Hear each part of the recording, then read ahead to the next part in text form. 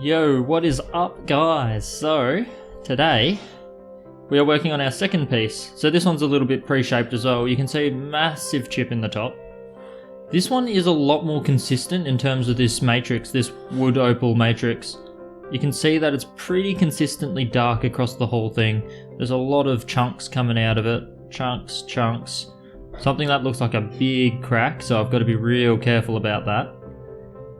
It's kind of held together by this piece of opal though, so the crack seems to terminate at the edges. But, you know, you never know. Especially with a material that I'm not too familiar with. So, the plan with this one is very similar to the last one, except I'll be using oil as the lubricant, and we will be using the good old ghetto style opal polishing technique. That's the one, sandpaper. So, 400 grit. If I can actually flick through them, I believe it's 400. Where's the butt? There we go. 600. 800. And then 1200 to finish off with. I've already learnt from our previous experience that going too coarse is not great for this stuff, because this one also feels very light. It's very similar to the other piece. You'll recognize it. It's almost exactly the same looking. So I'm guessing we won't be able to get a nice polish on it, because you can see here, even just everywhere across the whole thing, it's not cutting marks, but it's just porous. It's just pitted everywhere. So I don't know if you can get a good polish on this wood opal. I'm certain there's better density wood, and I'm hoping some of those longer pieces that I've got in this parcel will be treated a bit differently. But wherever this stuff came from, I think this stuff is just really lightweight, really porous. I can't even describe what it feels like. But we're going to give it a go. I don't know if I'll record the whole process of me carving away. Literally all you'll be doing is watching me sitting there like this against a piece of sandpaper, rubbing backwards and forwards. So I'll definitely cut it down, because it'll take some time to get rid of some big chips like this. Big chip here, huge edge just cut away there. But we will see how it goes, and then it'll join the other one in the little bath of baby oil. He's still chilling in there.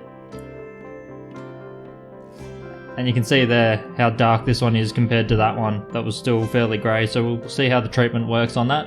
Just in the sun for now. We'll try some other treatments if that doesn't work. But for now, let's focus on this boy. This is what he looks like. I'll be back when I've scraped him up a bit. See if he scrubs up well.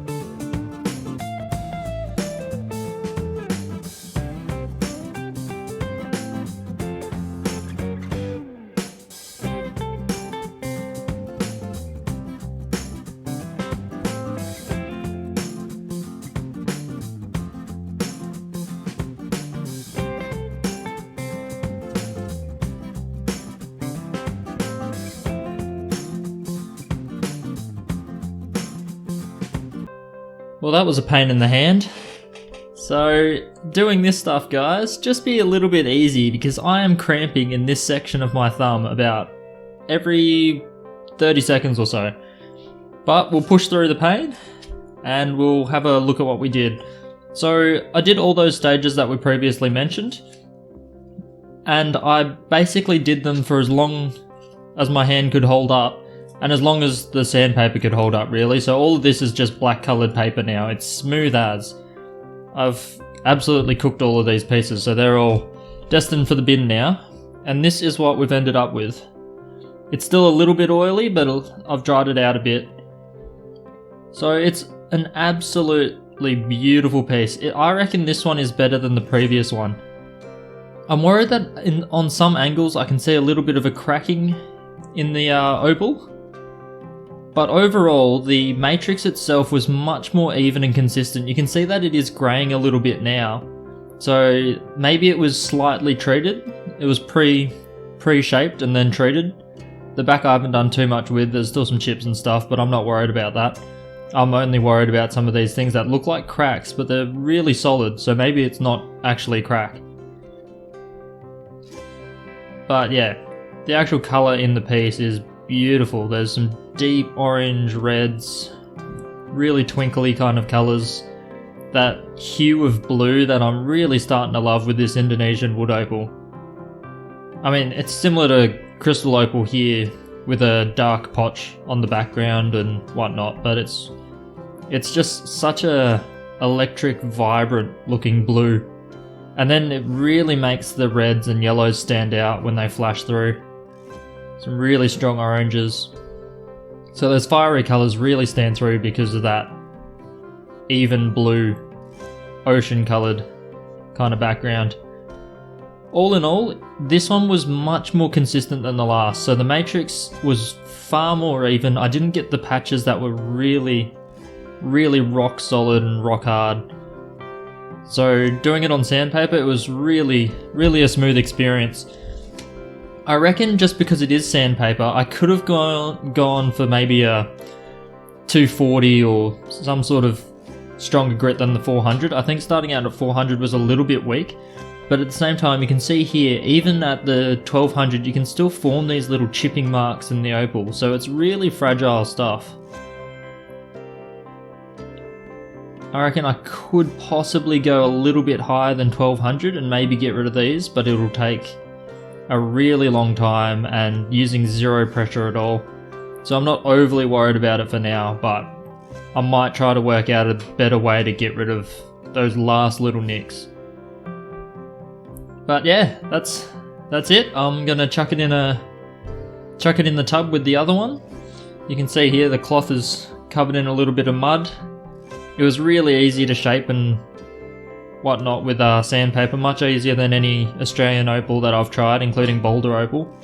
So it's a little bit softer than boulder opal if you've played with that stuff. The ironstone is a little bit harder than what this stuff actually is. So yeah, it's a lovely little piece, and splat, he goes in the baby oil. I'll flip him around the right way actually, with his other brother.